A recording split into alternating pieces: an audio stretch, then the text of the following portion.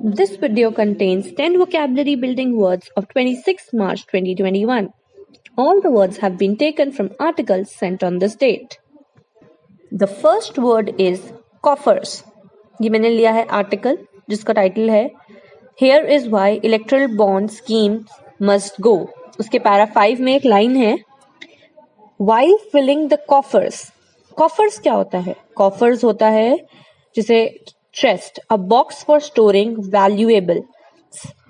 तो जैसे कि कोश, तिजोरी जिसे हम कहते हैं, ठीक है, जिसमें हम अपना कीमती सामान रखते हैं, बॉक्स जिसमें हम अपना इंपॉर्टेंट कीमती सामान रखते हैं, तो वो so it is coffers. The second word is incumbent. ये वर्ड भी मैंने सेम आर्टिकल से लिया है जिसका टाइटल है here is why electoral bond scheme must go. उसके पैरा 5 में एक लाइन है the incumbent ruling party. Incumbent का मतलब क्या होता है? उसका मतलब होता है जो करंट पोजीशन में हो, ठीक है, जो करंट रूलिंग पार्टी, जो कभी फंक्शनरी हो, जिसके पास वो पद हो, ठीक है, जो अभी करंट अधिकारी हो, ठीक है, that is incumbent. The third word is debunked. ये वर्ड भी मैंने लिया है आर्टिकल जिसका टाइटल है here is why electoral bond schemes must go. उसके पैरा 6 में एक लाइन है डिबंक्ड दिस रैशनल.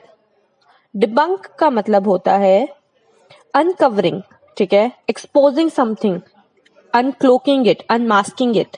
हिंदी में जैसे कहते हैं भांडा फोड़ दिया, पर्दाफाश कर दिया, that is debunk. The fourth word is deriding. ये वर्ड मैंने लिया है आर्टिकल जिसका टाइटल है एन अनइक्वल प्रोविडेंस. उसके पैरा 2 में एक लाइन है deriding an equitable approach. Deriding का मतलब क्या होता है? डिराइड का मतलब होता है एक्सप्रेस कंटेम्प्ट, किसी चीज को रिडिक्यूल करना, किसी चीज का मजाक बनाना, उसको मॉक करना, हंसना, किसी चीज की हंसी उड़ाना. So that is deride. The fifth word is sparse. ये वर्ड में भी मैंने सेम आर्टिकल से लिया है जिसका टाइटल है एन अनइक्वल प्रोविडेंस.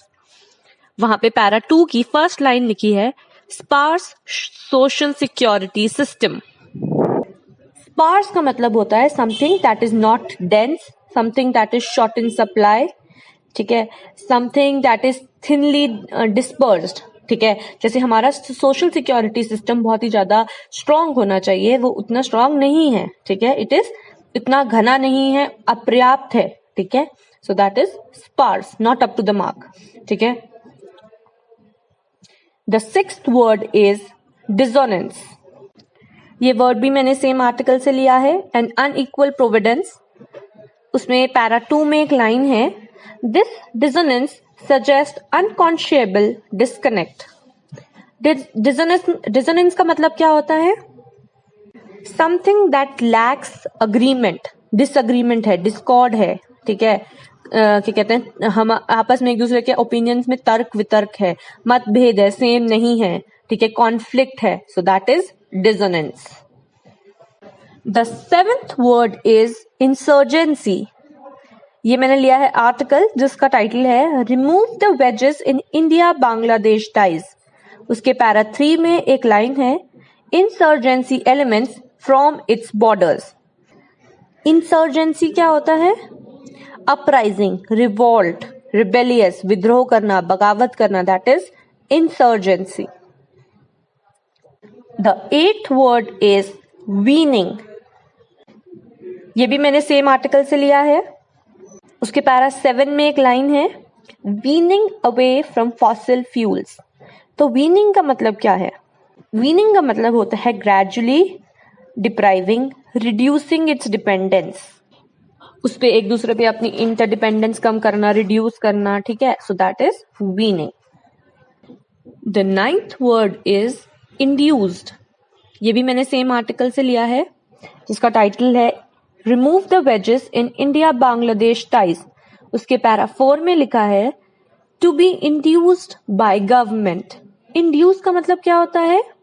इवोक करना, गिव राइज टू. कोई किसी चीज को परस्यू कर रहा है, उसमें सक्सेसफुल हो गया तो उसने वो चीज इंड्यूस कर दी है, जेनरेट कर दी है, किसी को उकसाना, मनाना या प्रेरित करना, दैट इज इंड्यूस्ड.